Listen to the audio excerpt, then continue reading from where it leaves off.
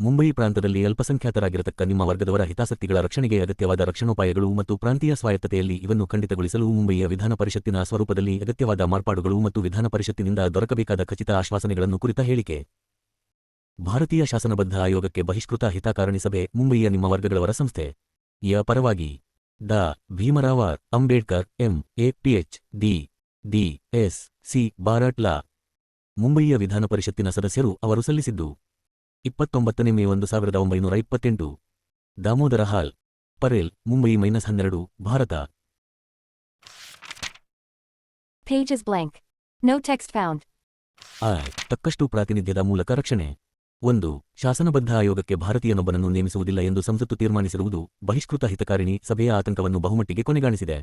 ಸ್ವಯಂ ಆಡಳಿತವನ್ನು ಭಾರತೀಯರೆಲ್ಲರೂ ಕೇಳುತ್ತಿದ್ದ ಇದನ್ನು ಆಯೋಗವು ಪರಿಶೀಲಿಸಬೇಕಾಗಿದ್ದರೆ ಭಾರತೀಯರೊಬ್ಬರ ನೇಮಕಕ್ಕಾಗಿ ಚಳುವಳಿ ಮಾಡುವುದು ಯೋಗ್ಯವಾಗಿರುತ್ತಿತ್ತು. ವಾಸ್ತವಾಂಶವೆಂದರೆ ಆಯೋಗವು ಪರಿಶೀಲಿಸಬೇಕಾದ್ದು ಒಂದು ಬೇಡಿಕೆಯನ್ನಲ್ಲ, ಆದರೆ ದೇಶದಲ್ಲಿರುವ ಬೇರೆ ಬೇರೆ ಹಿತಾಸಕ್ತಿಗಳ ವಿವಿಧ ಬೇಡಿಕೆಗಳನ್ನು. ಹೀಗಿರುವಾಗ ಆಯೋಗದಲ್ಲಿ ಇಂತಹ ಎಲ್ಲ ಹಿತಾಸಕ್ತಿಗಳಿಗೂ ಪ್ರಾತಿನಿಧ್ಯವಿರಬೇಕೆಂದು ಚಳುವಳಿ ಹೂಡಬೇಕಾಗಿತ್ತು. ತನ್ನ ಹಿತಾಸಕ್ತಿಯೂ ಸೇರಿದಂತೆ ದೇಶದ ವಿವಿಧ ಹಿತಾಸಕ್ತಿಗಳನ್ನು ಪ್ರತಿನಿಧಿಸುವಂತೆ ಭಾರತೀಯರನ್ನು ಶಾಸನಬದ್ಧ ಆಯೋಗಕ್ಕೆ ನೇಮಿಸಿದ್ದರೆ ನಿಮ್ಮ ವರ್ಗಗಳವರಿಗೆ ಅದಕ್ಕಿಂತ ಹೆಚ್ಚಿನ ತೃಪ್ತಿಯನ್ನು ಇನ್ನಾವುದು ಕೊಡುತ್ತಿರಲಿಲ್ಲ ಎಂದು ಹೇಳಲು ಸಭೆಯು ಅಪೇಕ್ಷಿಸುತ್ತದೆ. ಆದರೆ ಶಾಸನಬದ್ಧ ಆಯೋಗದಲ್ಲಿ ಪ್ರಾತಿನಿಧ್ಯ ದೊರಕಬೇಕೆಂಬ ಚಳವಳಿ ಈ ರೀತಿಯದಾಗಿರಲಿಲ್ಲ. ಆದುದರಿಂದ ಪ್ರಾತಿನಿಧ್ಯವನ್ನು ಆಗ್ರಹಪಡಿಸುವವರ ಅಭಿಪ್ರಾಯವನ್ನು ಸಭೆಗೆ ಒಪ್ಪಲಾಗಲಿಲ್ಲ. ತನ್ನ ಅಭಿಪ್ರಾಯಕ್ಕನುಗುಣವಾಗಿಯೇ ಆಯೋಗದಲ್ಲಿ ನಿಮ್ಮ ವರ್ಗಗಳವರಿಗೆ ಪ್ರಾತಿನಿಧ್ಯ ದೊರಕಬೇಕೆಂದು ಸಭೆಯು ಚಳವಳಿ ನಡೆಸಬೇಕಾಗಿತ್ತು. ಆದರೆ ಹಾಗೆ ನಡೆಸಲಿಲ್ಲ ಎನ್ನುವುದು ನಿಜ.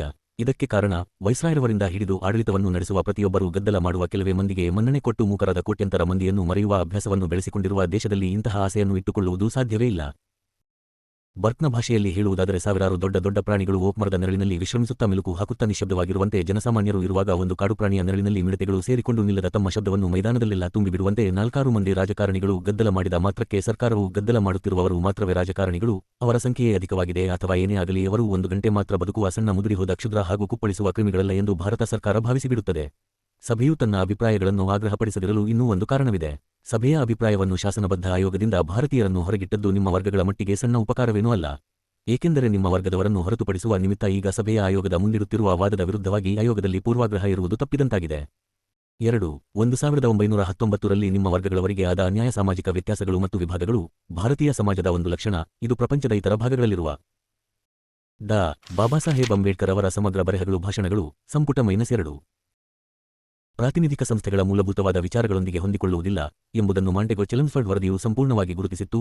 ಪ್ಯಾರಾ 151 ಮತ್ತು ವರದಿಯನ್ನು ಸಿದ್ಧಪಡಿಸಿದವರು ಈ ವ್ಯತ್ಯಾಸಗಳು ಮತ್ತು ವಿಭಾಗಗಳನ್ನು ಪರಿಗಣಿಸಬೇಕು ಮತ್ತು ಇತರ ಕಡೆ ಪರಿಚಿತವಾದ ಪ್ರಜಾಭಿಪ್ರಾಯ ಸರ್ಕಾರಗಳು ರೂಪಗಳನ್ನು ಭಾರತೀಯ ಜೀವನದ ವಿಶೇಷ ಪರಿಸ್ಥಿತಿಗೆ ಹೊಂದಿಸಬೇಕು ಎಂದು ಅಭಿಪ್ರಾಯಪಟ್ಟರು. ಇದಕ್ಕೆ ಅನುಗುಣವಾಗಿ ಅವರು ಸುಧಾರಣೆಗಳನ್ನು ತೀವ್ರವಾಗಿ ವಿರೋಧಿಸಿದ್ದ ನಿಮ್ಮ ವರ್ಗಗಳವರನ್ನು ಸಮಾಧಾನಪಡಿಸಲು ಅವರ ಹಿತಾಸಕ್ತಿಗಳನ್ನು ರಕ್ಷಿಸುವ ಷರತ್ತುಗಳನ್ನು ಹಾಕುವ ಭರವಸೆಯನ್ನು ನೀಡಿದ್ದರು. ಅವರ ವರದಿಯ 155ನೇ ಪ್ಯಾರಾದಲ್ಲಿರುವ ಈ ಹೇಳಿಕೆಯಲ್ಲಿ ಕಾಣಬಹುದು: ರೈತನ ರಾಜಕೀಯ ಶಿಕ್ಷಣ ವೇಗವಾಗಿ ಸಾಗಲಾರದು ಮತ್ತು ಅದು ಕಷ್ಟದ ಪ್ರಕ್ರಿಯೆಯಾಗುವುದು ಎನ್ನುವುದನ್ನು ನಾವು ತೋರಿಸಿದ್ದೇವೆ. ಇದು ಮುಗಿಯುವವರೆಗೆ ಆತ ತನಗಿಂತ ಬಲಿಷ್ಠರೂ ಬುದ್ಧಿವಂತರೂ ಆದವರ ದಬ್ಬಾಳಿಕೆಗೆ ಒಳಗಾಗುವ ಅಪಾಯದಲ್ಲಿಯೇ ಇರುತ್ತಾನೆ. ಆದ್ದರಿಂದ ಅವನ ಹಿತಾಸಕ್ತಿಗಳನ್ನು ಅವನಿಗೆ ಬಿಡಬಹುದು ಅಥವಾ ಶಾಸನಸಭೆಯು ಅವನ ಹಿತಾಸಕ್ತಿಗಳನ್ನು ಪ್ರತಿನಿಧಿಸಿ ಪರಿಗಣಿಸುತ್ತದೆ ಎನ್ನುವುದು ಸ್ಪಷ್ಟವಾಗುವವರೆಗೆ ನಾವು ಅವನ ರಕ್ಷಣೆಯ ಅಧಿಕಾರವನ್ನು ಉಳಿಸಿಕೊಳ್ಳಬೇಕು. ಆದುದರಿಂದ ನಿಮ್ಮ ವರ್ಗಗಳವರು ಕಾಲಾನುಕ್ರಮದಲ್ಲಿ ಆತ್ಮರಕ್ಷಣೆಯ ಪಾಠವನ್ನು ಕಲಿಯುವುದಕ್ಕಾಗಿ ಅವರಿಗೆ ಪ್ರಾತಿನಿಧ್ಯವನ್ನು ನೀಡಲು ಅತ್ಯುತ್ತಮ ಏರ್ಪಾಡುಗಳನ್ನು ಮಾಡುವುದೇ ನಮ್ಮ ಅಪೇಕ್ಷೆ. ಆದರೆ ಅವರ ಹಿತಾಸಕ್ತಿಗಳಿಗೆ ಧಕ್ಕೆಯಾಗುತ್ತದೆ ಮತ್ತು ಒಟ್ಟಾರೆ ಪ್ರಗತಿಯಲ್ಲಿ ಅವರಿಗೆ ಪಾಲು ದೊರೆಯುವುದಿಲ್ಲ ಎಂದು ಕಂಡುಬಂದಲ್ಲಿ ಅವರಿಗೆ ಸಹಾಯ ಮಾಡುವ ಸಾಧನಗಳನ್ನು ನಮ್ಮ ಕೈಯಲ್ಲಿ ಉಳಿಸಿಕೊಳ್ಳಬೇಕು. 3. ಮತ ನೀಡಿಕೆಯನ್ನು ರೂಪಿಸಿ ಚುನಾವಣಾ ಕ್ಷೇತ್ರಗಳನ್ನು ಯೋಜಿಸಿ ಭಾರತದಲ್ಲಿನ ವಿಶಿಷ್ಟ ಸಾಮಾಜಿಕ ಪರಿಸ್ಥಿತಿಗೆ ಅನುಗುಣವಾಗಿ ಪ್ರಾಸ್ತಾವಿಕ ಜನಪ್ರಿಯ ಸರ್ಕಾರದ ಸ್ವರೂಪದಲ್ಲಿ ಯಾವ ಹೊಂದಾಣಿಕೆಗಳನ್ನು ಮಾಡಬೇಕು ಎಂದು ಶಿಫಾರಸು ಮಾಡಲು ಮುಂದೆ ಸೌತ್ ಬರೋ ಸಮಿತಿಯನ್ನು ನೇಮಿಸಲಾಯಿತು. ಮೇಲಿನ ಭರವಸೆಗಳನ್ನೆಲ್ಲ ಈ ಸಮಿತಿಯು ಗಾಳಿಗೆ ತೂರಿತು ಎಂದು ಹೇಳಲು ಸಭೆ ವಿಷಾದಿಸುತ್ತದೆ.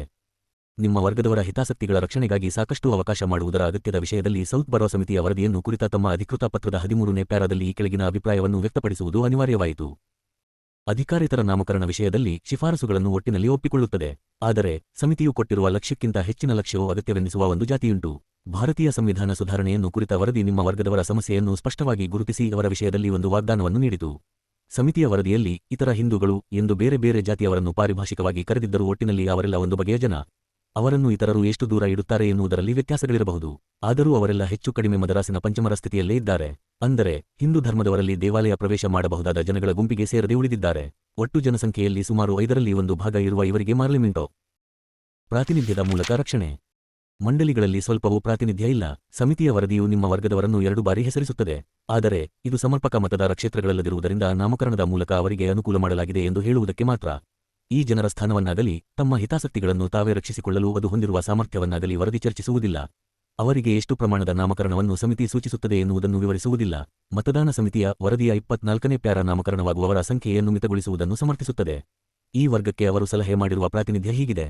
ಪ್ರಾಂತ ಒಟ್ಟು ಜನಸಂಖ್ಯೆ ದಶ. ನಿಮ್ಮ ವರ್ಗದವರ ಜನಸಂಖ್ಯೆ ಒಟ್ಟು.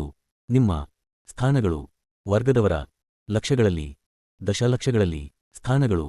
ಮದರಾಸು 39.8 2.2 ಮುಂಬಯಿ 05.88 0.2 ಬಂಗಾಳ 45.0 6.6 127 ಸಂಯುಕ್ತ ಪ್ರಾಂತಗಳು 92.0 10.1 ಪಂಜಾಬ್ 19.5 0.2 0598 ಬಿಹಾರ್ ಮತ್ತು ಒರಿಸ್ಸಾ 32.6 5.2 ಮಧ್ಯಪ್ರಾಂತಗಳು 12.0 2.2 ಅಸ್ಸಾಂ 0.2 CCCI ಒಟ್ಟು 221.4 41.9 7. ಈ ಸಂಖ್ಯೆಗಳೇ ವಿಷಯವನ್ನು ಮನವರಿಕೆ ಮಾಡಿಕೊಡುತ್ತವೆ. ಬ್ರಿಟಿಷ್ ಭಾರತದ ಒಟ್ಟು ಜನಸಂಖ್ಯೆಯ 5/1 ಭಾಗಕ್ಕೆ ಸ್ವಲ್ಪ ಹೆಚ್ಚು ಕಡಿಮೆ 800 ಸ್ಥಾನಗಳಲ್ಲಿ 7 ಸ್ಥಾನಗಳನ್ನು ಕೊಡಬೇಕೆಂದು ಸಲಹೆ ಮಾಡಲಾಗಿದೆ. ಎಲ್ಲ ಮಂಡಳಿಗಳಲ್ಲಿ ಸರಿಸುಮಾರು 6ರಲ್ಲಿ 1ರಷ್ಟು ಭಾಗ ಅಧಿಕಾರಿಗಳೇ ಇದ್ದು ಇವರ ನಿಮ್ನ ವರ್ಗದವರ ಹಿತಾಸಕ್ತಿಗಳನ್ನು ಮನಸ್ಸಿನಲ್ಲಿರಿಸಿಕೊಂಡಿರುತ್ತಾರೆ ಎಂದು ನಿರೀಕ್ಷಿಸಬಹುದು ಎನ್ನುವುದು ನಿಜವಾದರೂ ನಮ್ಮ ಅಭಿಪ್ರಾಯದಲ್ಲಿ ವ್ಯವಸ್ಥೆಯಲ್ಲಿ ಸುಧಾರಣೆಗಳನ್ನು ಮಾಡುವುದು ವರದಿಯ ಗುರಿಯಲ್ಲ. ನಿಮ್ಮ ವರ್ಗದವರು ಆತ್ಮರಕ್ಷಣೆಯ ಪಾಠವನ್ನು ಕಲಿಯಬೇಕು ಎಂದು ಇದನ್ನು ಸಿದ್ಧಗೊಳಿಸಿದವರು ಹೇಳಿದರು. 60ರಿಂದ 90 ಮಂದಿ ಸವರ್ಣೀಯ ಹಿಂದೂಗಳಿರುವ ಶಾಸನಸಭೆಯಲ್ಲಿ ಈ ಜಾತಿಯ ಒಬ್ಬರನ್ನು ಸೇರಿಸಿಬಿಟ್ಟ ಮಾತ್ರಕ್ಕೆ ಈ ಫಲಿತಾಂಶ ಸಾಧ್ಯವಾಗುತ್ತದೆ ಎಂದು ನಿರೀಕ್ಷಿಸುವುದು ಖಂಡಿತ ವಾಸ್ತವಿಕ ಭ್ರಮೆಯಷ್ಟೇ. ವರದಿಯ 151 152 ಡಾ. ಬಾಬಾಸಾಹೇಬ್ ಅಂಬೇಡ್ಕರ್ ಅವರ ಸಮಗ್ರ ಬರೆಹಗಳು ಭಾಷಣಗಳು ಸಂಪುಟ -2 154 ಮತ್ತು 155ನೇ ಪ್ಯಾರಾಗಳ ತತ್ವಗಳನ್ನು ಕಾರ್ಯಗತ ಮಾಡಲು ಅಸ್ಪೃಶ್ಯರನ್ನು ನಾವು ಇನ್ನೂ ಉದಾರವಾಗಿ ನಡೆಸಿಕೊಳ್ಳಬೇಕು. 4. 1919ರ ಸುಧಾರಣಾ ಯೋಜನೆಯನ್ನು ಸಿದ್ಧಗೊಳಿಸಿದವರು ನಿಮ್ಮ ವರ್ಗಗಳಿಗೆ ಮಾಡಿದ ಅನ್ಯಾಯದ ವಿಷಯದಲ್ಲಿ ಇಂತಹ ಅಭಿಪ್ರಾಯ ತನ್ನಂತೆಯೇ ಇತರರು ಹೊಂದಿದ್ದಾರೆ ಎಂಬುದರಿಂದ ಸಭೆಗೆ ಸಂತೋಷವಾಗಿದೆ. ಸುಧಾರಣೆಗಳ ಯೋಜನೆಗಳನ್ನು ಉತ್ತಮಗೊಳಿಸಿ ವಿಸ್ತರಿಸುವ ಸಾಧ್ಯತೆಯನ್ನು ಕುರಿತು ವರದಿ ಮಾಡಲು 2 ವರ್ಷಗಳ ನಂತರ ನೇಮಕವಾದ ಮಡಿಮನ್ ಸಮಿತಿಯು ಇದೇ ಅಭಿಪ್ರಾಯವನ್ನು ವ್ಯಕ್ತಪಡಿಸಿತು. ಯೋಜನೆಯ ಪ್ರಕಾರ ನಿಮ್ಮ ವರ್ಗದವರಿಗೆ ನೀಡಿದ ಪ್ರಾತಿನಿಧ್ಯ ಸಾಲದು ಎಂದು ಆ ಸಮಿತಿಯು ತನ್ನ ವರದಿಯಲ್ಲಿ ಒಪ್ಪಿಕೊಂಡಿತು. 64ನೇ ಪ್ಯಾರಾ. 5. ನಿಮ್ಮ ವರ್ಗದವರಿಗೆ ನೀಡಬೇಕಾದ ಪ್ರಾತಿನಿಧ್ಯದ ಪ್ರಮಾಣ. ನಿಮ್ಮ ವರ್ಗದವರಿಗೆ ಪರ್ಯಾಪ್ತವಾದ ಪ್ರಾತಿನಿಧ್ಯ ಎನ್ನಬಹುದಾದುದರ ಪ್ರಮಾಣ ಎಷ್ಟು? ಸಭೆಯ ಅಭಿಪ್ರಾಯದಲ್ಲಿ ಸಿಂಧನ್ನು ಈ ಪ್ರಾಂತದಿಂದ ಪ್ರತ್ಯೇಕಿಸುತ್ತಾರೆ ಎಂದು ಭಾವಿಸುವುದಾದರೆ ಮುಂಬಯಿಯ ವಿಧಾನ ಪರಿಷತ್ತಿನ ರಚನೆಯ ಈ ಕೆಳಗಿನ ಯೋಜನೆಯಿಂದ ನಿಮ್ಮ ವರ್ಗದವರು ಸಾಕಷ್ಟು ಪ್ರಾತಿನಿಧ್ಯಕ್ಕಾಗಿ ಮಾಡುತ್ತಿರುವ ಹಕ್ಕೊತ್ತಾಯವನ್ನು ಪೂರೈಸುವುದೆಂದು ಭಾವಿಸಬಹುದಾಗಿದೆ. ಮುಂಬಯಿ ವಿಧಾನ ಪರಿಷತ್ತಿನ ರಚನೆ. 1 ಸಿಂಧ್ ಇಲ್ಲದೆ ಮುಂಬಯಿ ಪ್ರಾಂತಕ್ಕೆ. ಮತದಾರ ಕ್ಷೇತ್ರಗಳು. ಒಟ್ಟು ಕ್ಷೇತ್ರಗಳು. ನಿಮ್ಮವರ ದವರಿಗೆ ಮಹಮ್ಮ ಮರಾಠರು ಮತ್ತು ದಿಯರಿಗೆ ಸಂಬಂಧಿಸಿದ ಜಾತಿ. ಮೀಸಲುಗಳಿಗೆ ಮೀಸಲು. ಪ್ರಕೃತ ಇರುವ ಪ್ರಾತಿನಿಧ್ಯದ ಮೂಲಕ 820 32 ಇನಾಮದಾರರು 33 ಅಧಿಕಾರಿಗಳು. ಡಾ. ಬಾಬಾಸಾಹೇಬ್ ಅಂಬೇಡ್ಕರ್ ಅವರ ಸಮಗ್ರ ಬರೆಹಗಳು ಭಾಷಣಗಳು ಸಂಪುಟ -2 CL ವಿಶೇಷ ಒಟ್ಟು 140 GG. ಮುಂಬಯಿ ವಿಧಾನ ಪರಿಷತ್ತಿನ ಒಟ್ಟು ಸದಸ್ಯರ ಸಂಖ್ಯೆ ಇಷ್ಟಿರಬೇಕು. ಸಿಂಧನ್ನು ಮುಂಬಯಿ ಪ್ರಾಂತದ ಭಾಗವಾಗಿ ಉಳಿಸಿಕೊಳ್ಳಲು ನಿರ್ಧರಿಸಿದಲ್ಲಿ ಮುಂಬಯಿ ವಿಧಾನ ಪರಿಷತ್ತಿನ ರಚನೆಗೆ ಈ ಕೆಳಗಿನ ಯೋಜನೆಯನ್ನು ಸೂಚಿಸಲು ಸಭೆ ಅಪೇಕ್ಷಿಸುತ್ತದೆ. ಮುಂಬಯಿ ವಿಧಾನ ಪರಿಷತ್ತಿನ ರಚನೆ. 2 ಸಿಂಧ್ ಸೇರಿದಂತೆ ಮುಂಬಯಿ ಪ್ರಾತಿನಿಧ್ಯದ ಮೂಲಕ ರಕ್ಷಣೆ. 02 ಪೂನಾ ಜಿಲ್ಲೆ 18 ಸತಾರಾ ಜಿಲ್ಲೆ 19 ಬೆಳಗಾಂ ಜಿಲ್ಲೆ 20 UG 22 ಬಿಜಾಪುರ ಜಿಲ್ಲೆ ಧಾರವಾಡ ಅಹಮದಾಬಾದ್ ನಗರ 32 ಸೂರತ್ ನಗರ 33 ಮಣೆ ನಗರ 34 ಡಾ. ಬಾಬಾಸಾಹೇಬ್ ಅಂಬೇಡ್ಕರ್ ಅವರ ಸಮಗ್ರ 21,45,208 7. 2ರಲ್ಲಿ ಯಾವ ರೀತಿಯಾಗಲಿ 140 ಸದಸ್ಯರಿರುವ ಪರಿಷತ್ತಿನಲ್ಲಿ ನಿಮ್ಮ ವರ್ಗದವರ ಪ್ರತಿನಿಧಿಗಳು 22 ಮಂದಿ ಇರಬೇಕೆಂಬುದೇ ಹಕ್ಕೊತ್ತಾಯವಾಗಿದೆ. 140 ಮಂದಿಯ ಪರಿಷತ್ತಿನಲ್ಲಿ ನಿಮ್ಮ ವರ್ಗ ಸ್ವೀಕರಿಸಿದ ಮೂಲದ ಪ್ರಕಾರ 1911ರಲ್ಲಿ ಮುಂಬಯಿ ಪ್ರಾಂತದ ನಿಮ್ಮ ವರ್ಗದವರ ಸಂಖ್ಯೆ 21,45,208. 7. 2ರಲ್ಲಿ ಯಾವ ರೀತಿಯಾಗಲಿ 140 ಸದಸ್ಯರಿರುವ ಪರಿಷತ್ತಿನಲ್ಲಿ ನಿಮ್ಮ ವರ್ಗದವರ ಪ್ರತಿನಿಧಿಗಳು 22 ಮಂದಿ ಇರಬೇಕೆಂಬುದೇ ಹಕ್ಕೊತ್ತಾಯವಾಗಿದೆ. 140 ಮಂದಿಯ ಪರಿಷತ್ತಿನಲ್ಲಿ ನಿಮ್ಮ ವರ್ಗಕ್ಕೆ ಈ ಮಟ್ಟಿನ ಪ್ರಾತಿನಿಧ್ಯ ನ್ಯಾಯವಾಗಿಯೇ ಇದೆ ಎಂದು ಸಭೆ ಒತ್ತಾಯಪೂರ್ವಕವಾಗಿ ಹೇಳಲು ಬಯಸುತ್ತದೆ. ಇಂತಹ ಕೇಳಿಕೆ ತೀರಾ ಹೆಚ್ಚಾಯಿತು ಎಂದು ಕೆಲವರು ಹೇಳಬಹುದೆಂದು ಸಭೆಗೆ ಅರಿವಿದೆ. ಇಂತಹ ಅಭಿಪ್ರಾಯವು ನಿಮ್ಮ ವರ್ಗದವರ ವಿರುದ್ಧವಾದ ಪೂರ್ವಾಗ್ರಹ ಪರಿಣಾಮವಷ್ಟೇ ಎಂದು ಭಾವಿಸಬೇಕಾಗುತ್ತದೆ. ಇದಕ್ಕೆ ಯಾವುದೇ ಖಚಿತ ಕಾರಣದ ಆಧಾರವಿರಲು ಸಾಧ್ಯವಿಲ್ಲ. ಇಂತಹ ಅಭಿಪ್ರಾಯವನ್ನು ತಿದ್ದಲು ನಿಮ್ಮ ವರ್ಗದವರ ಜನಸಂಖ್ಯೆಯ ಖಚಿತ ತಿಳಿವಳಿಕೆಯೇ ಸಾಕು ಎಂದು ಸಭೆ ಭಾವಿಸುತ್ತದೆ. ಏಕೆಂದರೆ ಯಾವುದೇ ಕೋಮಿಗೆ ನೀಡಬೇಕಾದ ಪ್ರಾತಿನಿಧ್ಯವನ್ನು ಲೆಕ್ಕ ಹಾಕಲು ಜನಸಂಖ್ಯೆಯ ಅಳತೆಗೋಲು ಎಂಬುದನ್ನು ಒಪ್ಪಬೇಕಾಗುತ್ತದೆ. ಆದುದರಿಂದ ನಿಮ್ಮ ವರ್ಗದವರ ಜನಸಂಖ್ಯೆಯನ್ನು ಪ್ರಾತಿನಿಧ್ಯದ ಮೂಲಕ ರಕ್ಷಣೆ. ಓಯ ಖಚಿತವಾಗಿ ನಿರ್ಧರಿಸುವುದು ಬಹುಮುಖ್ಯ ಸಂಗತಿ. ನಿಮ್ಮ ವರ್ಗದವರಿಗೆ ಈಗಾಗಲೇ 1919ರಲ್ಲಿ ಸೌತ್ ಬರೋ ಸಮಿತಿಯಿಂದ ನ್ಯಾಯವಾಗಿದೆ. ಮುಂಬಯಿ ಪ್ರಾಂತದಲ್ಲಿ ನಿಮ್ಮ ವರ್ಗದವರ ಸಂಖ್ಯೆಯನ್ನು ಆ ಸಮಿತಿ ತನ್ನ ವರದಿಯಲ್ಲಿ ತೀರ ತಪ್ಪಾಗಿ ಕೊಟ್ಟಿತು. 1911ರ ಜನಗಣತಿಯ ಪ್ರಕಾರ ಈ ಸಂಖ್ಯೆಗೆ ಆಧಾರವೇ ಇಲ್ಲ. ಸೌತ್ ಬರೋ ಸಮಿತಿ ತೋರಿಸಿದಂತೆ ನಿಮ್ಮ ವರ್ಗದವರ ಸಂಖ್ಯೆ ಎಷ್ಟು ಕಡಿಮೆಯಾಗಿತ್ತು ಎಂದರೆ ಮುಂಬಯಿ ವಿಧಾನ ಪರಿಷತ್ತಿನಲ್ಲಿ ನಿಮ್ಮ ವರ್ಗದವರ 2 ಪ್ರತಿನಿಧಿಗಳಿರಬೇಕೆಂಬ ಭಾರತ ಸರ್ಕಾರದ ಸಲಹೆಯಿಂದ ಏನೇನೂ ಪರಿಣಾಮವಾಗಲಿಲ್ಲ. ನಿಮ್ಮ ವರ್ಗದವರ ಸಂಖ್ಯೆಯನ್ನು ಕೆಳಗಿಳಿಸಲು ಜವಾಬ್ದಾರಿ ಹೊಂದಿರುವ ವಲಯಗಳಲ್ಲಿ ಈಗ ಇಂಥದೇ ಪ್ರಯತ್ನವನ್ನು ಮಾಡಲಾಗುತ್ತಿದೆ. ಉದಾಹರಣೆಗೆ 1928ರ ಫೆಬ್ರವರಿ 23ರಂದು ಭಾರತ ಸರ್ಕಾರದ ಪರವಾಗಿ ವಿಧಾನಸಭೆಯಲ್ಲಿ ಮಾತನಾಡುತ್ತಾ ಶ್ರೀ ವಾಜಪೇಯಿಯವರು, ಭಾರತದಲ್ಲಿ ನಿಮ್ಮ ವರ್ಗದವರ ಸಂಖ್ಯೆಯನ್ನು ತುಂಬಾ ಉತ್ಪ್ರೇಕ್ಷೆ ಮಾಡಲಾಗಿದೆ. ನಿಮ್ಮ ವರ್ಗದವರ ನಿಜವಾದ ಸಂಖ್ಯೆ 28.5 ದಶಲಕ್ಷ ಮಾತ್ರವಲ್ಲದೆ 60 ದಶಲಕ್ಷವಲ್ಲ ಎಂದು ಹೇಳಿದರು. ಸೌತ್ ಬರೋ ಸಮಿತಿಯು ಮಾಡಿದ ತಪ್ಪನ್ನೇ ಆಯೋಗವು ಮಾಡಬಹುದು. ಇದರ ಪರಿಣಾಮವಾಗಿ ತಪ್ಪು ಲೆಕ್ಕಾಚಾರಗಳ ಆಧಾರದ ಮೇಲೆ ಶಿಫಾರಸುಗಳನ್ನು ಮಾಡಬಹುದು ಎನ್ನುವ ಭಯ ಸಬೆಗಿದೆ. ಆದುದರಿಂದ ಇದಕ್ಕೆ ಸಂಬಂಧಿಸಿದಂತೆ ಭಾರತದ ಜನಗಣತಿಯ ನಿರ್ದೇಶಕರು ಏನು ಹೇಳುತ್ತಾರೆ ಎನ್ನುವುದರತ್ತ ಆಯೋಗದ ಗಮನವನ್ನು ಸೆಳೆಯಲು ಸಭೆಯು ಅಪೇಕ್ಷಿಸುತ್ತದೆ. 1921ರ ಭಾರತದ ಜನಗಣತಿಯ ಮೊದಲ ಸಂಪುಟದ 11ನೆಯ ಅಧ್ಯಾಯದಲ್ಲಿ ನಿರ್ದೇಶಕರು ಹೀಗೆ ಹೇಳುತ್ತಾರೆ. 193ನೇ ಪ್ಯಾರಾಗ್ರಾಫ್ ನಮೂದಾದ ಒಂದು ನಿರ್ದಿಷ್ಟ ಭಾಗವನ್ನು ನಿಮ್ನ ವರ್ಗ ದವರೆಂದು ಕರೆಯುವ ಉಮೇದು ಈಚೆಗಿನ ವರ್ಷಗಳಲ್ಲಿ ರೂಢಿಯಾಗಿದೆ. ನನಗೆ ತಿಳಿದಂತೆ ಈ ಮಾತಿಗೆ ಕಟ್ಟಕಡೆಯ ವಿವರಣೆ ಏನೇನೂ ಇಲ್ಲ. ಇದು ಯಾರಿಗೆ ಅನ್ವಯಿಸುತ್ತದೆ ಎಂಬುದು ಖಚಿತವಿಲ್ಲ. 1912ರಿಂದ 1917ರವರೆಗಿನ ಶಿಕ್ಷಣ ಪ್ರಗತಿಯ ಪಂಚವಾರ್ಷಿಕ ವಿಮರ್ಶೆಯಲ್ಲಿ 18ನೇ ಅಧ್ಯಾಯ 505ನೇ ಪ್ಯಾರಾಗ್ರಾಫ್ ನಿಮ್ಮ ವರ್ಗದವರನ್ನು ಶೈಕ್ಷಣಿಕ ನೆರವು ಮತ್ತು ಪ್ರಗತಿಯ ದೃಷ್ಟಿಯಿಂದ ಪರಿಗಣಿಸಲಾಗಿದೆ ಮತ್ತು ಆ ವರದಿಯ 18ನೇ ಅನುಬಂಧದಲ್ಲಿ ಕೋಮಿನ ಈ ಭಾಗಕ್ಕೆ ಸೇರಿದ ಜಾತಿಗಳು ಮತ್ತು ಬಣಗಳ ಪಟ್ಟಿಯೊಂದನ್ನು ಕೊಟ್ಟಿದೆ. ಈ ಪಟ್ಟಿಗಳಲ್ಲಿ ನಿಮ್ಮ ವರ್ಗದವರೆಂದು ತೋರಿಸಿರುವಂತೆ ಒಟ್ಟು 31 ದಶಲಕ್ಷ ಅಥವಾ ಬ್ರಿಟಿಷ್ ಭಾರತದ ಹಿಂದೂಗಳ ಮತ್ತು ಬಣಗಳ ಸಂಖ್ಯೆಯಲ್ಲಿ 19%. ಸಾರ್ವಜನಿಕ ವರದಿಯಲ್ಲಿ ಕೋಪ ಭರಿಸುವಂತಹ ಸಾಮಾಜಿಕ ವ್ಯತ್ಯಾಸಗಳನ್ನು ಮಾಡುವುದರಿಂದ ಅಸಮಾಧಾನವನ್ನುಂಟು ಮಾಡುವ ಅಪಾಯ ಸ್ವಲ್ಪಮಟ್ಟಿಗೆ ಇದ್ದೇ ಇದೆ. ಆದರೆ ಆಗಲೇ ಸಿದ್ಧಗೊಳಿಸಿರುವ ಪಟ್ಟಿಗಳನ್ನು ಗಮನದಲ್ಲಿಟ್ಟುಕೊಂಡರೆ ಮತ್ತು ನಿಮ್ಮ ವರ್ಗದವರು ಮುಖ್ಯವಾಗಿ ದಕ್ಷಿಣ ಭಾರತದಲ್ಲಿ ಆಗಲೇ ವರ್ಗ ಪ್ರಜ್ಞೆಯನ್ನು ವರ್ಗ ವ್ಯವಸ್ಥೆಯನ್ನು ಬೆಳೆಸಿಕೊಂಡಿದ್ದಾರೆ. ಉದಾರಿಗಳಾದ ಸಂಸ್ಥೆಗಳು ಬೆಳೆಸಿದ ಸೇವಾ ಸಂಸ್ಥೆಗಳು ಅವರಿಗೆ ನೆರವಾಗುತ್ತಿವೆ. ಶಾಸನಸಭೆಯಲ್ಲಿ ಅಧಿಕಾರಯುತವಾಗಿ ಪ್ರಾತಿನಿಧ್ಯವನ್ನು ಪಡೆದಿದ್ದಾರೆ ಎಂಬ ಎಲ್ಲ ಅಂಶಗಳನ್ನು ಗಮನಿಸಿದರೆ ವಾಸ್ತವಾಂಶಗಳನ್ನು ಎದುರಿಸಿ ಅವರ ಸಂಖ್ಯೆಯ ವಿಷಯ ಒಂದು ಅಂದಾಜನ್ನು ಪಡೆಯುವುದು. ಡಾ. ಬಾಬಾಸಾಹೇಬ್ ಅಂಬೇಡ್ಕರ್ ಅವರ ಸಮಗ್ರ ಬರೆಹಗಳು ಭಾಷಣಗಳು ಸಂಪುಟ -2 ಅಪೇಕ್ಷಣೀಯ ಎಂದು ಕಾಣುತ್ತದೆ. ಆದ್ದರಿಂದ ನಾವು ನಿಮ್ಮ ವರ್ಗ ಎನ್ನುವ ವಿಭಾಗದಲ್ಲಿ ಸಾಮಾನ್ಯವಾಗಿ ಸೇರಿಸುವ ಜಾತಿಗಳ ಅಂದಾಜು ಸಂಖ್ಯೆಯನ್ನು ಜನಗಣತಿಯ ಸಂಖ್ಯೆಗಳ ಆಧಾರದ ಮೇಲೆ ನನಗೆ ಕಳುಹಿಸುವಂತೆ ಪ್ರಾಂತೀಯ ಮೇಲ್ವಿಚಾರಕರನ್ನು ಸೂಪರಿಂಟೆಂಡೆಂಟರು ಕೋರಲಾಗಿದೆ. ಸಂಯುಕ್ತ ಪ್ರಾಂತವನ್ನು ಬಿಟ್ಟು ಉಳಿದೆಲ್ಲ ಪ್ರಾಂತಗಳಿಂದ ಮತ್ತು ರಾಜ್ಯಗಳಿಂದ ಇಂತಹ ಪಟ್ಟಿಗಳು ನನಗೆ ತಲುಪಿದವು. ಆದರೆ ತಮ್ಮ ಅಧಿಕಾರಿಕ ಸೂಕ್ಷ್ಮತೆಯಿಂದಾಗಿ ಸಂಯುಕ್ತ ಪ್ರಾಂತವು ಇಂತಹ ಒಂದು ವರದಿಯನ್ನು ನೀಡಲು ಹಿಂಜರಿಯುತ್ತಿದೆ.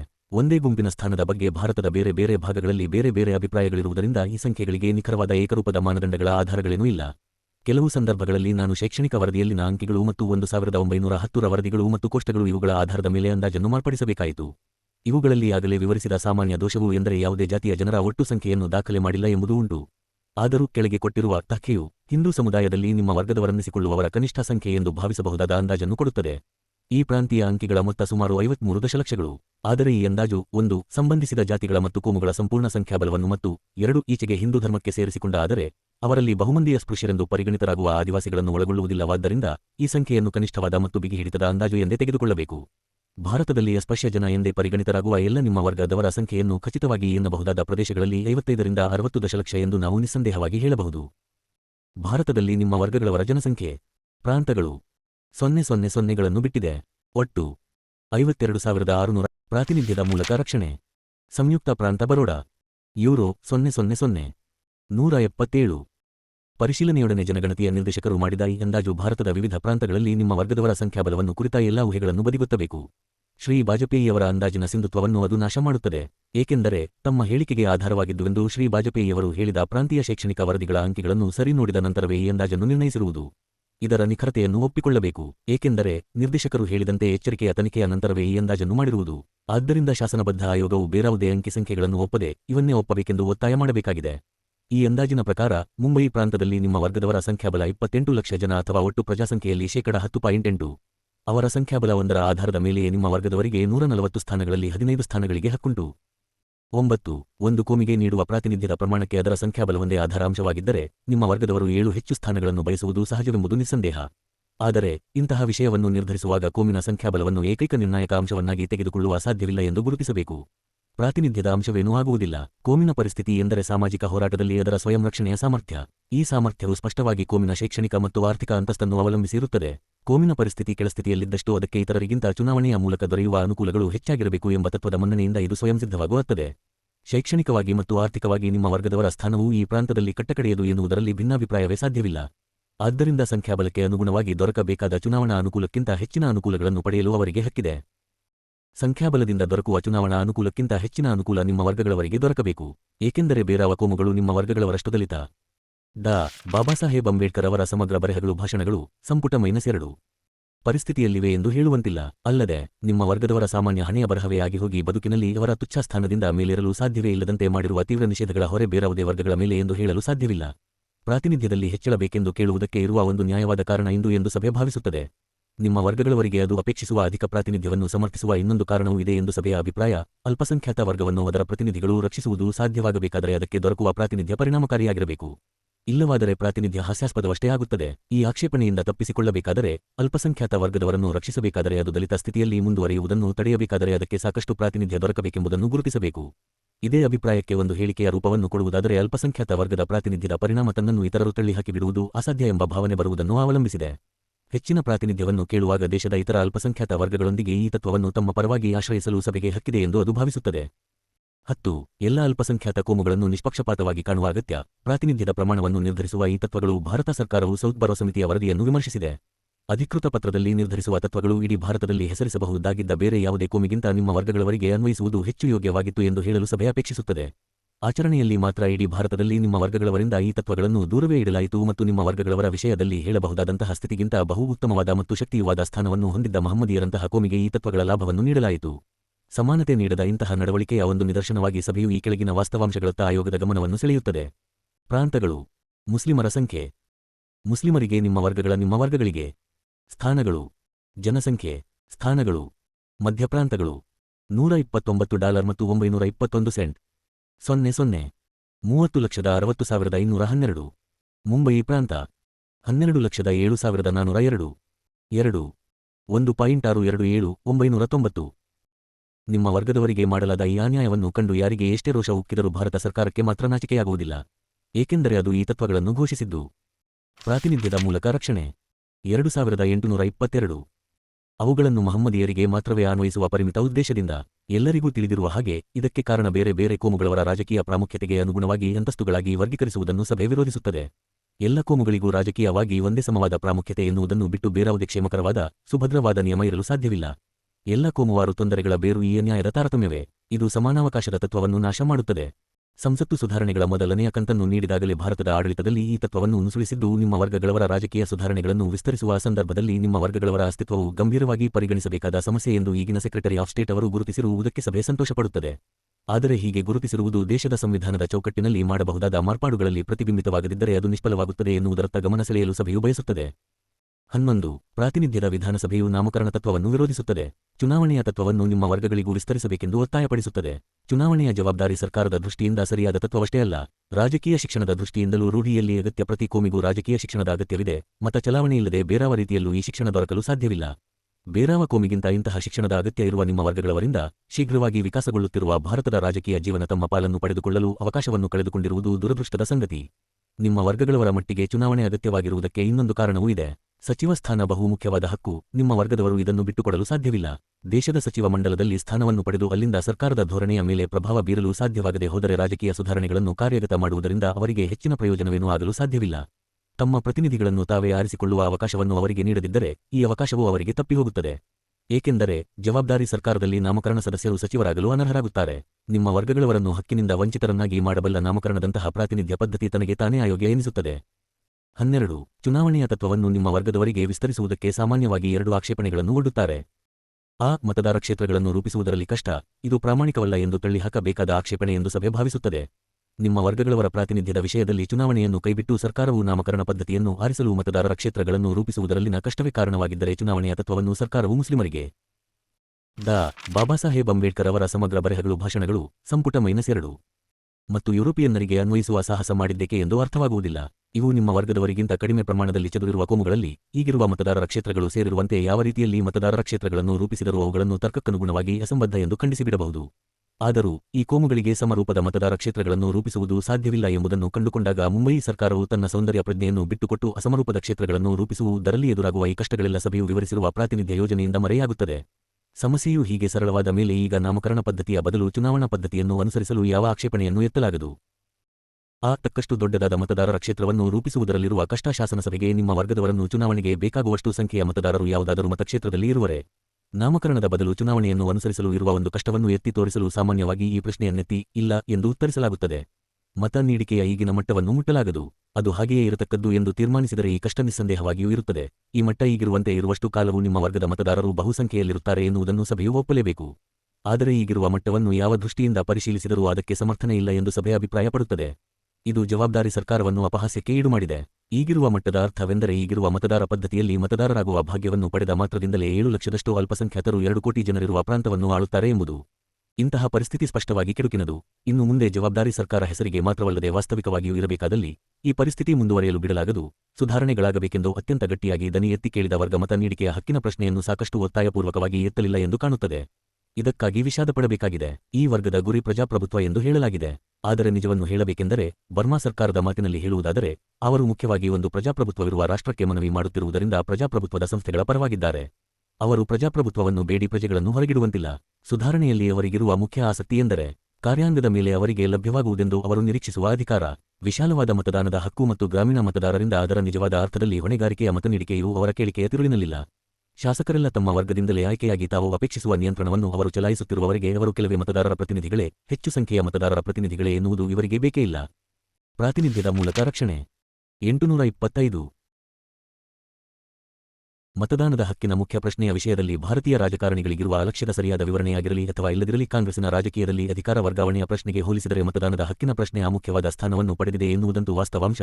ಸಭೆಯ ಅಭಿಪ್ರಾಯದಲ್ಲಿ ಕಾಂಗ್ರೆಸ್ ರಾಜಕಾರಣಿಗಳ ಈ ಧೋರಣೆಯು ಮತದಾನದ ಹಕ್ಕಿನ ಪ್ರಶ್ನೆಗೂ ಅಧಿಕಾರ ವರ್ಗಾವಣೆಯ ಪ್ರಶ್ನೆಗೂ ಇರುವ ನಿಜವಾದ ಸಂಬಂಧವನ್ನು ತಲೆಕೆಳಗು ಮಾಡಿದಂತೆ ಈಗ ಆಡಳಿತವನ್ನು ಒಂದುಗೂಡಿಸಿ ನಿರ್ವಹಿಸುತ್ತಿರುವ ಶಕ್ತಿಗಳಿಂದ ತೃಪ್ತಿಕರವಾದ ಬೇರೆ ಶಕ್ತಿಗಳು ಅಧಿಕಾರವನ್ನು ವಹಿಸಿಕೊಳ್ಳಲು ಸಿದ್ಧವಾಗುವವರೆಗೆ ಈಗಿನ ಶಕ್ತಿಗಳನ್ನು ಹಿಂತೆಗೆದುಕೊಳ್ಳಲು ಸಾಧ್ಯವಿಲ್ಲ ಎನ್ನುವ ಭಾರತ ಸರ್ಕಾರದ ನಿರ್ಧಾರವನ್ನು ಸರಿಯಾದ ದೃಷ್ಟಿಕೋನಗಳಿಂದ ವಾಸ್ತವಾಂಶಗಳನ್ನು ಕಾಣಲು ಸಿದ್ಧವಾಗಿರುವ ಎಲ್ಲರೂ ಸ್ವೀಕರಿಸತಕ್ಕದ್ದೆಂದು ಒಪ್ಪಬೇಕು. ಬದಲಿ ಶಕ್ತಿಗಳೆಂದರೆ ಸ್ಪಷ್ಟವಾಗಿ ಮತದಾರರೇ. ಇದರಿಂದ ಸ್ಪಷ್ಟವಾಗುವ ಮಾತು ದೇಶದ ಸರ್ಕಾರದಲ್ಲಿ ಸೇರಬಹುದಾದ ಹೊಣೆಯ ಪ್ರಮಾಣ ಮತ್ತು ಸ್ವರೂಪವು ಮತದಾರರ ಶಕ್ತಿಯನ್ನು ಅವಲಂಬಿಸಿದೆ ಎನ್ನುವುದು. ಮತದಾನದ ಹಕ್ಕಿನ ಈ ಪ್ರಶ್ನೆ ಎಷ್ಟು ಮುಖ್ಯವಾದುದು ಎಂದರೆ ರಾಜಕೀಯ ಅಧಿಕಾರ ಎಷ್ಟರ ಮಟ್ಟಿಗೆ ವರ್ಗಾವಣೆಯಾಗುತ್ತದೆ ಎನ್ನುವುದು ಪ್ರಶ್ನೆಗೆ ನೀಡುವ ಉತ್ತರವೊಂದನ್ನೇ ಅವಲಂಬಿಸಿದೆ. ಮತದಾನದ ಹಕ್ಕು ಯಾರಿಗೆ ಎನ್ನುವುದು ಬಹುಮುಖ್ಯವಾದ ಪ್ರಶ್ನೆಯಾಗುತ್ತದೆ. ಈಗ ಈ ಪ್ರಶ್ನೆಯನ್ನು ಉತ್ತರಿಸಿರುವ ರೀತಿಯಲ್ಲಿ ಜವಾಬ್ದಾರಿ ಸರ್ಕಾರದ ಮುಖ್ಯ ಗುರಿಯೇ ಮರೆಯಾಗಿ ಹೋಗಿದೆ ಎಂದು ಹೇಳಲು ಸಭೆ ಬಯಸುತ್ತದೆ. ಮತದಾನದ ಹಕ್ಕು ಎಂದರೆ ಒಟ್ಟಿಗೆ ಬದುಕುವುದು ಹೇಗೆ ಎಂಬುದಕ್ಕೆ ಬೇಕಾದ ಆಧಾರವನ್ನು ನಿರ್ಧರಿಸುವ ಹಕ್ಕು.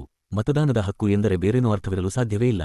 ಮತದಾನದ ಹಕ್ಕಿನ ಅರ್ಥ ಇದಾದರೆ, ಯಾರು ಸಹಯೋಗ ಬದುಕಿನ ಆಧಾರವು ತಮಗೆ ಅನುಕೂಲವಾಗುವ ರೀತಿಯಲ್ಲಿ ತಮಗಿಂತ ಶಕ್ತರು ನಿರ್ಧರಿಸಬಹುದಾದ ಅಪಾಯವನ್ನು ಎದುರಿಸುತ್ತಿದ್ದಾರೆ ಅವರಿಗೆ ಈ ಹಕ್ಕನ್ನು ಕೊಡಬೇಕೆಂದೇ ತರ್ಕಬದ್ಧವಾಗಿ ಆಗುತ್ತದೆ.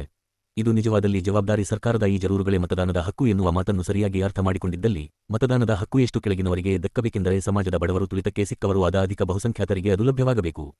ವಾಸ್ತವವಾಗಿ ಆ ಶಬ್ದದ ನಿಜವಾದ ಅರ್ಥಕ್ಕೆ ಹೊಂದಿಕೊಳ್ಳುವುದೆಂದರೆ ವಯಸ್ಕರ ಮತದಾನದ ಹಕ್ಕು ಮಾತ್ರ. ಆದರೆ ಶಾಸನಸಭೆಗೆ ಮತದಾನದ ಹಕ್ಕು ಪ್ರಾಂತದ ಗ್ರಾಮೀಣ ಪ್ರದೇಶದಲ್ಲಿ ತಾಲ್ಲೂಕು ಸ್ಥಳೀಯ ಮಂಡಳಿಯ ಮತದಾನದ ಹಕ್ಕಿನಂತೆ ಮತ್ತು ನಗರ ಪ್ರದೇಶದಲ್ಲಿ ತಿಂಗಳಿಗೆ 3 ರೂಪಾಯಿ ಬಾಡಿಗೆ ಕೊಡುವವರಿಗೆ ದಕ್ಕಿದರೆ ಸಭೆಗೆ ತೃಪ್ತಿಯಾಗುತ್ತದೆ. ಹೀಗೆ ಮತದಾನದ ಹಕ್ಕನ್ನು ವಿಸ್ತರಿಸಿದರೆ ಬುದ್ಧಿಯಿಲ್ಲದ ಬಹುಮಂದಿಯ ಪ್ರವೇಶಕ್ಕೆ ದಾರಿಯಾಗುತ್ತದೆ ಎಂದು ಸರ್ಕಾರ ಬಹುವೇಳೆ ಭಯಪಡುತ್ತದೆ. ಇದಕ್ಕೆ ಆಧಾರವಿಲ್ಲ. ಹೆಚ್ಚಿನ ಆಸ್ತಿಯು ಅಜ್ಞಾನದೊಂದಿಗೆ ಸೇರಿಸಬಹುದು. ದಟ್ಟದಾರಿದ್ರ್ಯವಿದ್ದ ಮಾತ್ರಕ್ಕೆ ತೀಕ್ಷ್ಣ ಬುದ್ಧಿಶಕ್ತಿ ಇರಬಾರದೆಂದೇನೂ ಇಲ್ಲ. ಆಸ್ತಿಯೇ ಬುದ್ಧಿಶಕ್ತಿಯನ್ನು ಮಂಡು ಮಾಡಬಹುದು. ಬಡತನ ಬುದ್ಧಿಶಕ್ತಿಗೆ ಪ್ರಚೋದನೆ ನೀಡಬಲ್ಲದು. ಹೀಗೆ ಎಷ್ಟೋ ಬಾರಿ ನೀಡಿರುವುದೂ ಉಂಟು. ಆದ್ದರಿಂದ ಅಜ್ಞಾನವನ್ನು ದೂರವಿಡುವುದಕ್ಕಾಗಿ ಸರ್ಕಾರವು ಆಸ್ತಿಯ ಅರ್ಹತೆಗೆ ಅಂಟಿಕೊಂಡಿರುವುದು ಬರಿಯ ಮೂಢನಂಬಿಕೆಯಲ್ಲದೆ ಬೇರೇನೂ ಅಲ್ಲ. ಉಳ್ಳವರು 580 ಡಾ. ಬಾಬಾಸಾಹೇಬ್ ಅಂಬೇಡ್ಕರ್ ಅವರ ಸಮಗ್ರ ಬರೆಹಗಳು, ಭಾಷಣಗಳು, ಸಂಪುಟ -2 ಇದನ್ನು ಪೋಷಿಸುತ್ತಾರೆ. ಸರ್ಕಾರವು ಬೆಳೆಸುತ್ತದೆ. ಇದರ ಉದ್ದೇಶ ತಮ್ಮ ಸರ್ಕಾರವನ್ನು ರಚಿಸಲು ಸಾಮಾನ್ಯ ಜನಕ್ಕಿರುವ ಹಕ್ಕನ್ನು ಕಿತ್ತುಕೊಳ್ಳುವುದೇ ಆಗಿದೆ. 13 ಚುನಾವಣೆಯ ವ್ಯವಸ್ಥೆ. ಸಭೆಯ ಅಭಿಪ್ರಾಯದಲ್ಲಿ ಸಾಮಾನ್ಯ ಮತದಾರ ಕ್ಷೇತ್ರಗಳಲ್ಲಿ ಅನಿರ್ಬಂಧಿತ ಚುನಾವಣೆ ಎನ್ನುವುದನ್ನು ನಿಮ್ಮ ವರ್ಗದವರ ಮಟ್ಟಿಗೆ ಯೋಚಿಸುವಂತೆಯೂ ಇಲ್ಲ. ಆದರೆ ಕೋಮುವಾರು ಮತದಾರ ಕ್ಷೇತ್ರಗಳು ಬೇಕೆಂದು ಕೇಳಲು ಸಭೆಗೆ ಇಷ್ಟವಿಲ್ಲ. ಅದರ ಅಭಿಪ್ರಾಯದಲ್ಲಿ ಸಾಮಾನ್ಯ ಮತದಾರ ಕ್ಷೇತ್ರಗಳಲ್ಲಿ ನಿಮ್ಮ ವರ್ಗಗಳವರಿಗೆ ಜಾಗಗಳನ್ನು ಮೀಸಲಾಗಿಟ್ಟರೆ ಸಾಕು. ನಿಮ್ಮ ವರ್ಗಗಳ ಚುನಾವಣಾ ಅಭ್ಯರ್ಥಿಗಳ ಮಟ್ಟಿಗೆ ನಿವಾಸದ ಅರ್ಹತೆಯನ್ನು ಸಂಪೂರ್ಣವಾಗಿ ಕೈಬಿಟ್ಟು ಠೇವಣಾತಿಯ ವಿಷಯದಲ್ಲಿ ಭಾಗಶಃ ನಿಯಮವನ್ನು ಸಡಿಲಗೊಳಿಸಬೇಕೆಂದು ಸಭೆ ಒತ್ತಾಯಪೂರ್ವಕವಾಗಿ ಹೇಳಬಯಸುತ್ತದೆ. 14 ಶಾಸನಸಭೆಯಲ್ಲಿ ಪ್ರಾತಿನಿಧ್ಯ. 1919ರ ಶಾಸನಸಭೆಯಲ್ಲಿ ನಿಮ್ಮ ವರ್ಗಗಳ ಹಕ್ಕನ್ನು ಕಡೆಗಣಿಸಿರುವುದಕ್ಕೆ ಸಭೆಯು ವಿನಯಪೂರ್ವಕವಾಗಿ ಪ್ರತಿಭಟಿಸುತ್ತದೆ. ನೇರವಾಗಿ ತನ್ನ ನಿಯಂತ್ರಣದಲ್ಲಿರುವ ಅಥವಾ ಪ್ರಾಂತ ಸರ್ಕಾರಗಳಿಗೆ ಮೀಸಲಾಗಿರಿಸಿದ ಮುಖ್ಯ ವಿಷಯಗಳಲ್ಲಿ ಅರ್ಧಕ್ಕೂ ಹೆಚ್ಚಿಗೆ ಕೇಂದ್ರ ಸರ್ಕಾರದ್ದೇ ಪರಮೋಚ್ಚ ಅಧಿಕಾರ. ವರ್ಗಾಯಿಸಿದ ವಿಷಯಗಳ ಮಟ್ಟಿಗೂ ಅದಕ್ಕೆ ಮೇಲುಸ್ತುವಾರಿಯ ಅಧಿಕಾರವಿದೆ. ಆದುದರಿಂದ ಇಷ್ಟು ವಿಶಾಲವಾದ ಅಧಿಕಾರಗಳ ನಿರ್ವಹಣೆಯಲ್ಲಿ ನಿಮ್ಮ ವರ್ಗಗಳ ದನಿಗೆ ಅವಕಾಶವಿರಬೇಕೆಂಬುದು ಸ್ಪಷ್ಟ. ಆದುದರಿಂದ ಮುಂಬೈ ಪ್ರಾಂತದ ಶಾಸನಸಭೆಗೆ ನಿಮ್ಮ ವರ್ಗಗಳವರ ಪ್ರತಿನಿಧಿಗಳಾಗಿ 3 ಆರಿಸಬೇಕೆಂದು ಸಭೆ ಕೇಳುತ್ತದೆ. 2 ಭರವಸೆಗಳ ಮೂಲಕ ರಕ್ಷಣೆ. 15 ಸಾಕಷ್ಟು ಪ್ರಾತಿನಿಧ್ಯದ ಹಕ್ಕೊತ್ತಾಯದೊಂದಿಗೆ ದೇಶದ ಸಂವಿಧಾನದಲ್ಲಿ ಭರವಸೆ ನೀಡುವ ಅಧಿನಿಯಮಗಳನ್ನು ಸೇರಿಸಿ ಮುಂಬೈ ಪ್ರಾಂತದಲ್ಲಿ ನಿಮ್ಮ ವರ್ಗದವರು ಅಲ್ಪಸಂಖ್ಯಾತರಾದುದರಿಂದ ಅವರ ನಾಗರಿಕ ಹಕ್ಕುಗಳನ್ನು ಮೂಲಭೂತ ಹಕ್ಕಾಗಿ ಪರಿಗಣಿಸುವ ಆಶ್ವಾಸನೆಯನ್ನು ಹಕ್ಕೊತ್ತಾಯವಾಗಿ ಕೇಳಬೇಕೆಂದು ಸಭೆ ಭಾವಿಸುತ್ತದೆ. ಈ ಆಶ್ವಾಸನೆಗಳು ನಿಮ್ಮ ವರ್ಗದವರ ಹಿತಾಸಕ್ತಿಗೆ ಸಂಬಂಧಿಸಿದಂತೆ ಈ ಕೆಳಗಿನ ಹಕ್ಕುಗಳನ್ನು ಒಳಗೊಳ್ಳಬೇಕು. 1 ಪ್ರಾಂತದ ಆದಾಯದಲ್ಲಿ ಮೊದಲ ಆದ್ಯತೆ ಪಟ್ಟಿ ನಿಮ್ಮ ವರ್ಗದವರ ಶಿಕ್ಷಣಕ್ಕಾಗಿ ಇರತಕ್ಕದ್ದು ಮತ್ತು ಶಿಕ್ಷಣಕ್ಕಾಗಿ ನಿಗದಿಯಾಗುವ ಒಟ್ಟು ಮೊತ್ತದಲ್ಲಿ ನ್ಯಾಯವಾದ ಪ್ರಮಾಣವನ್ನು ನಿಮ್ಮ ವರ್ಗದವರ ಪ್ರಯೋಜನಕ್ಕಾಗಿ ಪ್ರತ್ಯೇಕವಾಗಿ ಇರಿಸತಕ್ಕದ್ದು. 2 ಜಾತಿಗೆ ಸಂಬಂಧಿಸಿದಂತೆ ಯಾವುದೇ ನಿರ್ಬಂಧವಿಲ್ಲದೆ ಭೂಸೈನ್ಯ, ನೌಕಾಸೈನ್ಯ ಮತ್ತು ಪೊಲೀಸ್ ಇಲಾಖೆಗಳಿಗೆ ನೇಮಕಾತಿ ಪಡೆಯಲು ನಿಮ್ಮ ವರ್ಗದವರ ಹಕ್ಕನ್ನು ಗುರುತಿಸತಕ್ಕದ್ದು. 3 30 ವರ್ಷಗಳ ಕಾಲ ಎಲ್ಲ ಸೇವಾ ಇಲಾಖೆಗಳಲ್ಲಿ ಗೆಜೆಟೆಡ್, ನಾನ್ ಗೆಜೆಟೆಡ್ನ ಎಲ್ಲ ಸ್ಥಾನಗಳ ನೇಮಕಾತಿಯಲ್ಲಿ ನಿಮ್ಮ ವರ್ಗದವರಿಗೆ ಆದ್ಯತೆ ಇರಬೇಕೆಂಬುದನ್ನು ಗುರುತಿಸತಕ್ಕದ್ದು.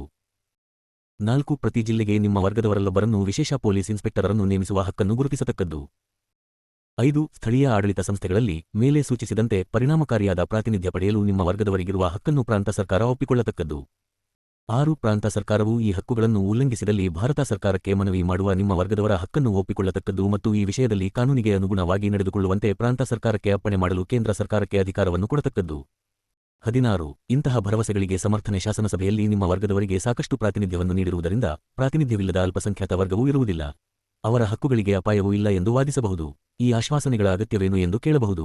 ಬಹುಸಂಖ್ಯಾತರ ದಬ್ಬಾಳಿಕೆಯಿಂದ ಅಲ್ಪಸಂಖ್ಯಾತ ವರ್ಗವನ್ನು ರಕ್ಷಿಸಲು ಪ್ರಾತಿನಿಧಿಕ ರೂಪದ ಸರ್ಕಾರಕ್ಕೆ ಇಷ್ಟೊಂದು ಸಾಮರ್ಥ್ಯವಿದೆ ಎನ್ನುವ ವಿಶ್ವಾಸವನ್ನು ಸಭೆ ಒಪ್ಪುವುದಿಲ್ಲ. ಈ ಸಂದರ್ಭದಲ್ಲಿ 303 ಡಾ. ಬಾಬಾಸಾಹೇಬ್ ಅಂಬೇಡ್ಕರ್ ಅವರ ಸಮಗ್ರ ಬರೆಹಗಳು ಭಾಷಣಗಳು ಸಂಪುಟ -2. ಸಭೆಯು ಜಾನ್ ಸ್ಟುವರ್ಟ್ ಮಿಲ್ನ ಅಭಿಪ್ರಾಯದತ್ತ ಸರ್ಕಾರದ ಗಮನವನ್ನು ಸೆಳೆಯಬಯಸುತ್ತದೆ. ಆತ ಹೇಳುತ್ತಾನೆ, ಜನರ ಸರ್ಕಾರ ಎನ್ನುವುದು ಕನಸಿನಲ್ಲಿ ಮಾತ್ರ ಕಾಣಲು ಸಾಧ್ಯವಾಗಿದ್ದಾಗ ಅಥವಾ ಅದು ಬಹು ಹಿಂದಿನ ಯಾವುದೋ ಯುಗದಲ್ಲಿದ್ದ ಸರ್ಕಾರವಾಗಿದ್ದಾಗ ಜನತೆ ತನ್ನ ಅಧಿಕಾರಕ್ಕೆ ತಾನೇ ಮಿತಿ ಕಲ್ಪಿಸಿಕೊಳ್ಳಬೇಕಾಗಿಲ್ಲ ಎನ್ನುವುದು ಸ್ವಯಂವೇದ್ಯ ಸತ್ಯ ಎಂದು ಕಾಣಬಹುದು. ಸ್ವಯಮಾಡಳಿತ, ಜನತೆಗೆ ತನ್ನ ಮೇಲೆ ಅಧಿಕಾರ ಇಂತಹ ಪದವೃಂದಗಳು ವಾಸ್ತವಿಕ ಸ್ಥಿತಿಯನ್ನು ತೋರಿಸುವುದಿಲ್ಲ ಎನ್ನುವುದು ಈಗ ಕಾಣಬರುತ್ತಿದೆ. ಅಧಿಕಾರ ಚಲಾಯಿಸುವವರು ಅವರ ಅಧಿಕಾರಕ್ಕೆ ಒಳಗಾಗುವರು, ಅವೇ ಜನರಾಗಿರುವುದಿಲ್ಲ. ಸ್ವಯಮಾಡಳಿತ ಎಂದಾಗ ಪ್ರತಿಯೊಬ್ಬನು ತನ್ನನ್ನು ಆಳಿಕೊಳ್ಳುವುದಿಲ್ಲ, ಪ್ರತಿಯೊಬ್ಬನನ್ನು ಉಳಿದವರೆಲ್ಲ ಆಳುವುದು. ಅಲ್ಲದೆ ಜನತೆಯ ಸಂಕಲ್ಪ ಎನ್ನುವುದಕ್ಕೆ ಜನತೆಯಲ್ಲಿ ಬಹುಹೆಚ್ಚಿನ ಸಂಖ್ಯೆಯ ಅಥವಾ ಬಹುಚಟುವಟಿಕೆಯಿಂದಿರುವ ಭಾಗದ ಸಂಕಲ್ಪ, ತಾವೇ ಬಹುಸಂಖ್ಯಾತರು ಎಂದು ಒಪ್ಪಿಸಿಬಿಡಬಲ್ಲವರ ಸಂಕಲ್ಪ ಎಂದೇ ಆಗುತ್ತದೆ. ಇದರಿಂದ ಜನತೆಯು ತನ್ನ ಒಂದು ಭಾಗವನ್ನು ತುಳಿಯಲು ಅಪೇಕ್ಷಿಸಬಹುದು. ಬೇರೆ ಯಾವುದೇ ರೀತಿಯ ಅಧಿಕಾರದ ದುರುಪಯೋಗವಾಗದಂತೆ ನೋಡಿಕೊಳ್ಳುವುದು ಅಗತ್ಯವಿರುವಂತೆ ಇದರ ವಿಷಯದಲ್ಲೂ ಮುಂಜಾಗ್ರತೆ ಇರಬೇಕಾದುದು ಅಗತ್ಯ. ಆದುದರಿಂದ ಅಧಿಕಾರ ಪಡೆದಿರುವವರು ಸಮುದಾಯಕ್ಕೆ ಎಂದರೆ ಅದರ ಅತ್ಯಂತ ಪ್ರಬಲ ಪಕ್ಷಕ್ಕೆ ನಿಗದಿಯಾದ ಕ್ರಮದಲ್ಲಿ ಜವಾಬ್ದಾರಿಯಾಗತಕ್ಕದ್ದೆನ್ನುವುದರಿಂದ ಸರ್ಕಾರಕ್ಕೆ ವ್ಯಕ್ತಿಗಳ ಮೇಲಿರುವ ಅಧಿಕಾರದ ಮಿತಿ ತನ್ನ ಪ್ರಾಧಾನ್ಯವನ್ನೇನು ಕಳೆದುಕೊಳ್ಳುವುದಿಲ್ಲ.